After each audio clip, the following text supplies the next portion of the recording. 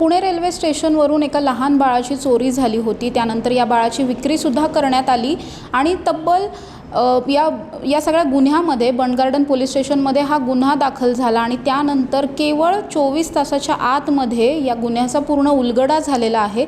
Bund Garden police स्टेशनने अतिशय उत्कृष्ट अशी कामगिरी या सगळ्यामध्ये केली। त्याच्याचसाठी त्यांना पोलीस आयुक्त अमितेश कुमार यांच्याकडून 1 लाखाचं बक्षीससुद्धा जाहीर करण्यात आलं। तर हीच सगळी जी घटना आहे, हा गुन्हा आहे, याचा उलगडा नेमका कसा झाला हे सांगण्यासाठी माझ्याबरोबर पोलीस उपायुक्त स्मार्तना पाटील मॅम आहेत। मॅम, टॉप न्यूजमध्ये तुमचं स्वागत आहे। काय सांगाल, कसं एकंदरीतच ही घटना घडली, कळली कशी आणि पुढे प्रोसेस कशी झाली? ॲक्च्युली 27/4/24ला रेल्वे स्टेशनच्या परिसरात जो मोकळा परिसर आहे तिथं तेलंग दाम्पत्य हे आपल्या मुलासह झोपलेलं होतं रात्रीच्या वेळेला। ॲक्च्युली ते त्यांच्या एका नातेवाईकाला भेटायला आले होते आणि ती भेट झाली नव्हती, त्यामुळे ते मुक्कामासाठी तिथंच थांबले मोकळ्या जागेमध्ये आणि त्यांचा बाळ 6 महिन्याचा त्यांच्याबरोबर तिथं झोपलेला होता। त्यावेळेला रात्री 2च्या दरम्यान त्यांच्या बाळाचं कुणीतरी अपहरण केलं आणि ते त्यांच्या लक्षात आल्यावरती जवळपास पहाटे 4 वाजेच्या दरम्यान हे तेलंग जे आहे ते पोलीस स्टेशनला तक्रार दाखल करायला आले की आमच्या अशा लहान मुलाचं अपहरण झालेलं आहे। ह्या गोष्टीचा सिरियसनेस लक्षात घेऊन, कारण बाळ हे 6 महिन्याचंच होतं, खूप छोटं होतं आणि हे अतिशय गंभीर घटना होती, त्यामुळं आम्ही इमिजिएटली ह्याच्यामध्ये 2-3 टीम तयार केल्या आणि टेक्निकल ॲनालिसिसला पण सुरुवात केली। CCTV फुटेजेस आसपासच्या ह्याच्यातले जवळपास 100-150 CCTV फुटेजेस चेक केले की ह्या बाळाला कुठं घेऊन गेलेत वगैरे, काय ट्रेस होतोय का। तर त्याच्यामध्ये एक व्यक्ती बाळ आईच्या तिथं झोपलेलं असताना त्याला उचलून घेऊन जातानाही दिसला। देन थोड्या अंतरावर गेल्यावर त्यानं कॉलही केलेला लक्षात आला आणि आजूबाजूला अशा एक 2-3 कार आम्हाला असं वाटलं की ह्या संशयित कारचा वापर केला जाऊ शकतो। मग तांत्रिक विश्लेषणामध्ये आमच्या टीमनं एक चांगल्या प्रकारे काम केलं आणि त्याच्या आधारे ती कार आणि ते मोबाईलचा डाटा याच्यामधून एक ट्रेस लागला आम्हाला। 28पर्यंत आम्हाला 27ला रात्री ही घटना पहाटेच्या दरम्यान घडलेली होती, तरी 28पर्यंत आम्हाला ही माहिती मिळालेली होती की हे आरोपी बाळाला कुठं घेऊन गेलेले आहेत हे। त्यानुसार इमिजिएट आमची टीम विजापूरला रवाना झाली। विजापूरला एक नटगुंडी म्हणून ड्रायव्हर आहे, तर त्याच्या घरी आमच्या लोकांनी छापा टाकल्यानंतर, त्याला ताब्यात घेतल्यानंतर त्याच्याकडून माहिती मिळाली की ह्या बाळाला त्यांनी चोरून नेलेलं आहे आणि त्याला सोलापूरचं एक कांबळे नावाचा इसम आहे, त्याला 3 लाखाला विकलेलं आहे आणि हे सगळं डील विजापूरमध्येच झालेलं होतं। त्यामुळे कांबळे अजूनही विजापूरमध्येच होता, तर तो एखाद्या हॉटेलमध्ये असण्याची शक्यता होती। त्यामुळे तिथल्या हॉटेल्स लॉजेसचं जरा चेकिंग केल्यानंतर आम्हाला एका हॉटेलमध्ये तो मिळून आला, त्यालाही तिथं ताब्यात घेतलेलं आहे। कालपर्यंत आमची टीम बाळ आणि हे 2 आरोपी घेऊन परत पण आलेली आहे। बाळाचं आता मेडिकल करून त्याच्या आईवडिलांच्या ताब्यातही बाळाला देण्यात आलेलं आहे। ह्या आरोपींच्याबरोबर अजूनही काही त्याच्यात आरोपी समाविष्ट असण्याची शक्यता आहे।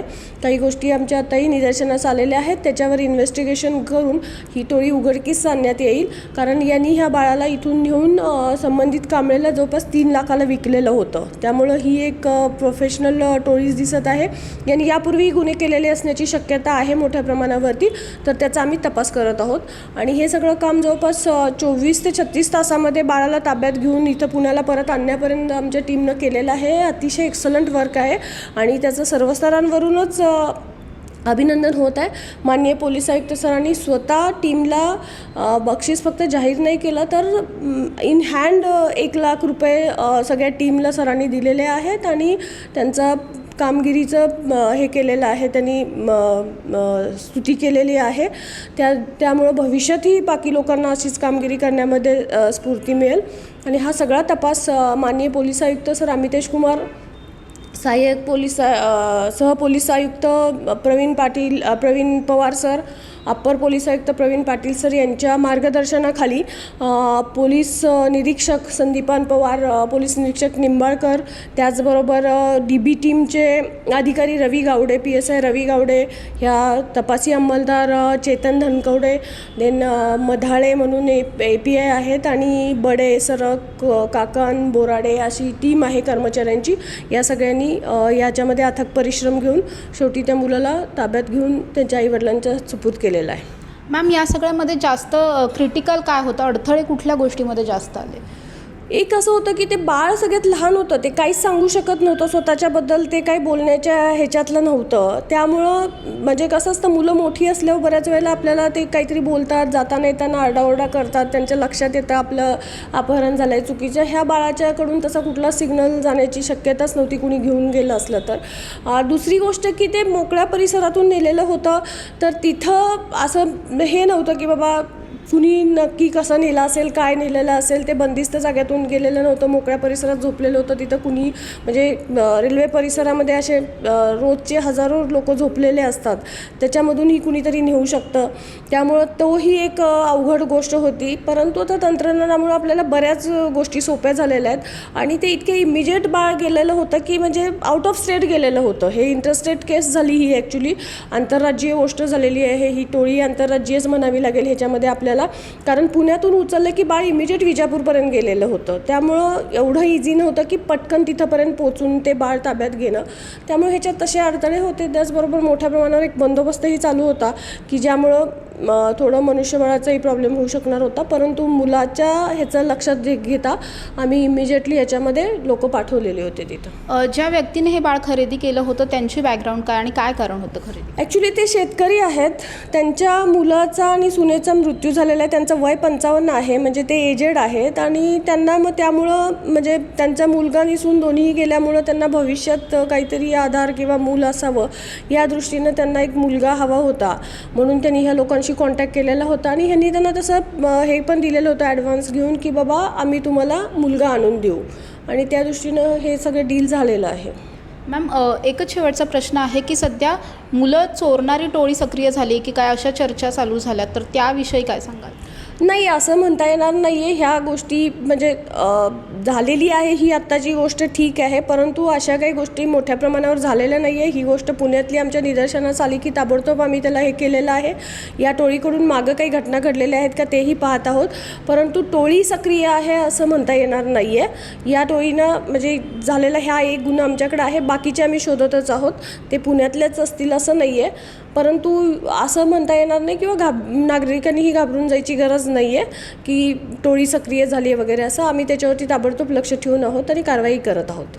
नक्कीच माझ्याबरोबर स्मार्तना पाटील मॅम होत्या. त्यांनी या पूर्णच गुन्ह्याचा कसा उलगडा झाला हे सांगितलं. अगदीच 24 ते 36 तासाच्या आतमध्ये आरोपी आणि जे बाळ होतं ते सुद्धा आता ताब्यात आलेलं आहे. त्यामुळे पुणे पोलिसांचं हे खूप मोठं यश आहे आणि अशाच प्रकारे विविध केसेसमध्ये पुणे पोलीस सध्या आपल्याला उत्कृष्ट कामगिरी करताना पाहायला मिळत आहेत. पुण्याहून समृद्धी जाधव, टॉप न्यूज मराठी, पुणे.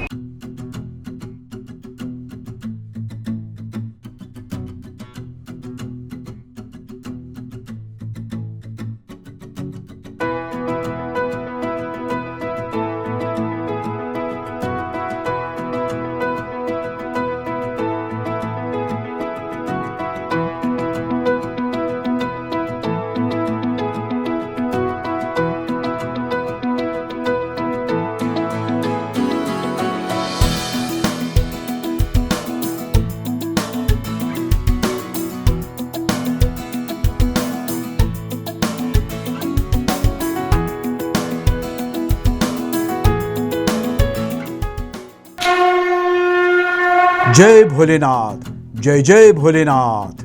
गुरुकृपा ट्रॅव्हल्सची सुनियोजित टूर, उत्तराखंड चारधाम दर्शन यात्रा, पुणे ते दिल्ली, दिल्ली ते चारधाम आणि दिल्ली ते पुणे. प्रवास भाडे प्रत्येकी फक्त 38,500 रुपये. कपलसाठी स्वतंत्र रूम हवी असल्यास प्रत्येकी 45,000 रुपये. पहिला ग्रुप 10 मे 2024, दुसरा ग्रुप 24 मे 2024 आणि तिसरा ग्रुप दिनांक 6 जून 2024. 15,000 ॲडव्हान्स भरून आजच आपलं सीट बुक करा. अधिक माहितीसाठी संपर्क साधा. गुरुकृपा ट्रॅव्हल्स, गजानन महाराज खेडेकर, 9422025024, 9923716262, 9423525427 आणि शुभम गजानन खेडेकर 8996620004. त्वरा करा, आजच आपलं सीट बुक करा. जय भोलेनाथ, जय जय Bholenath. Come on guys, hurry up. अरे सुन ना, एक ब्रेक ले लेते हैं. Guys I am telling you, तुम लोगों को सही से ट्रैकिंग नहीं आता, but that's okay, you can learn. रोज का ढक्कन देना। तो ये रेड वाला है, सही वाला देना। अबे ढक्कन, पहले तो सही पानी पीना।